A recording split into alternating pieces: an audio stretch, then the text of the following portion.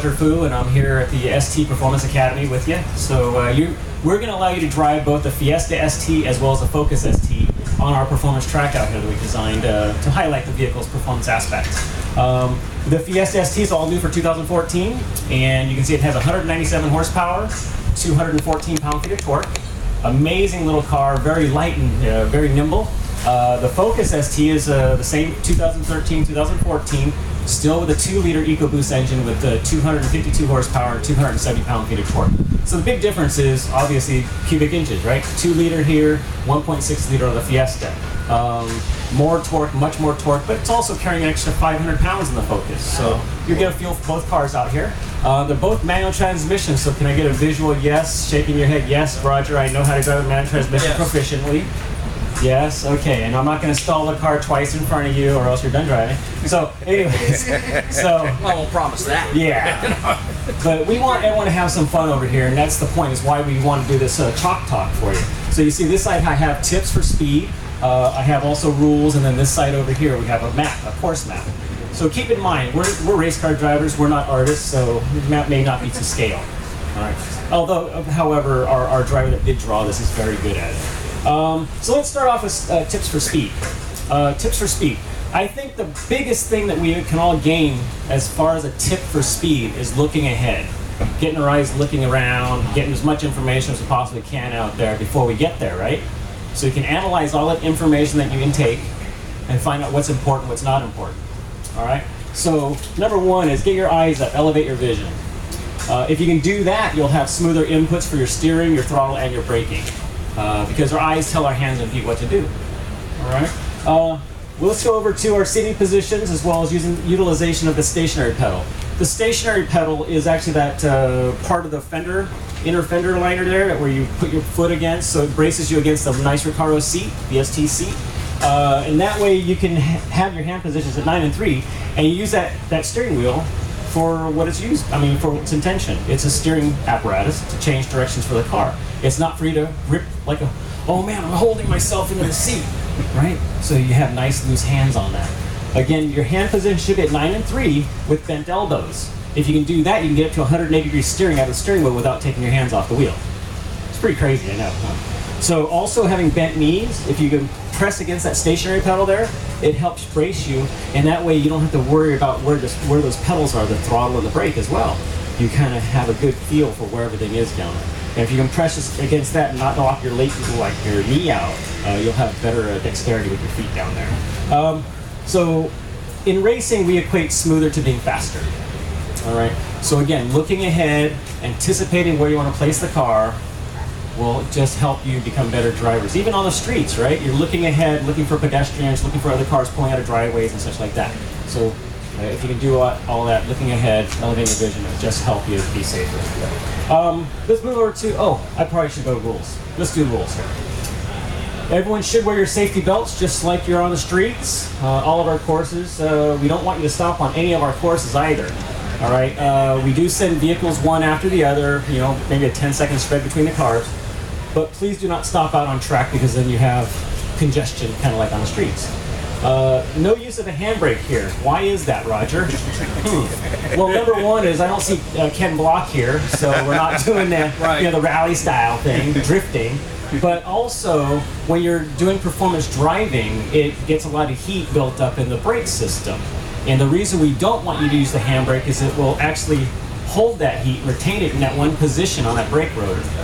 What happens when that happens? It can also swap the pad material into that one area, give you more vibration, as well as warping that certain area because it's cooling at a different rate than the rest of the rotor.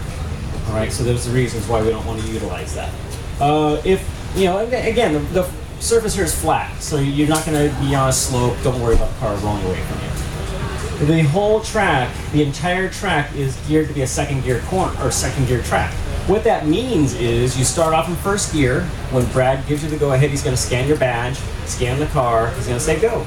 So what we want you to do is basically take it nice and easy, leaving Brad here. See that little stick guy there? He's going to scan you. He's going to say, all right, you're free to go. So you're going to start off in first gear, nice and easy, no burnouts. Burnouts are another way to get kicked out of here. So take it nice and easy from first gear and shift to second gear here before you turn.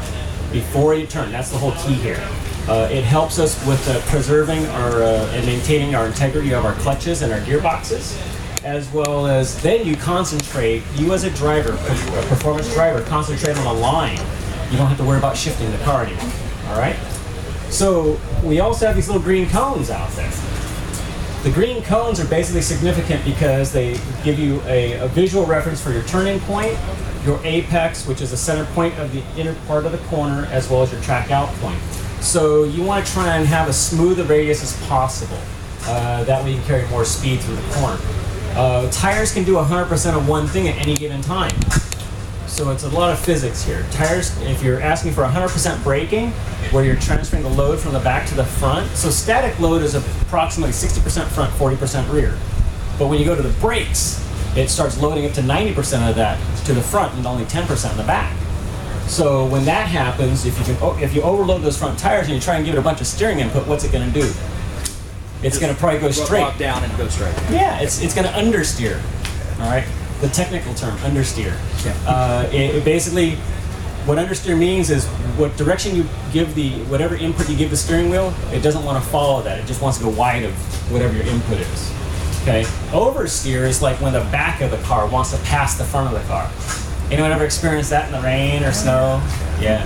So we want to try and keep the car as neutral as possible by balancing the car out. Use your brakes to slow the car down before you turn.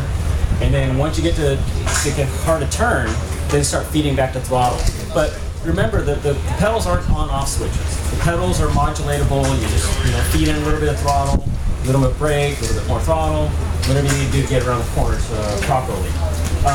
Also, let's go back over here to staging, slow and staging. There's a sign out there that says slow 10 miles an hour, so when you come back in, I actually like to use the no wake zone. Everyone boaters here? No wake zone. Right. So you guys can get a good feel for that, nice and easy. I have been hit by a vehicle in staging before, and it doesn't feel good. I don't like to be a hood ornament. I think the Ford little emblem on there is just fine. So please take it nice and easy in the staging, as well as when we send you out to the car, look to your right and make sure there's no cars coming at you. All right? One cone is a penalty of 2 seconds. So basically, we have a timer board out here. The timer starts when you start them at the start line here, and it stops your time right at the finish line there.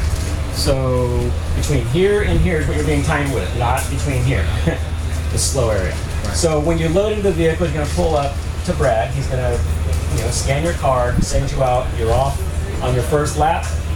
Go to the bypass lane over here to pull up for your second lap. You'll do 2 laps in each vehicle. All right. Then after that, we'll try and get you more laps depending on what you like to fuck with and get a feel for. If you do hit multiple cones, because we're talking about load distribution and braking before you turn and all that, if you end up hitting multiple cones, you're done driving. Yeah, kick up.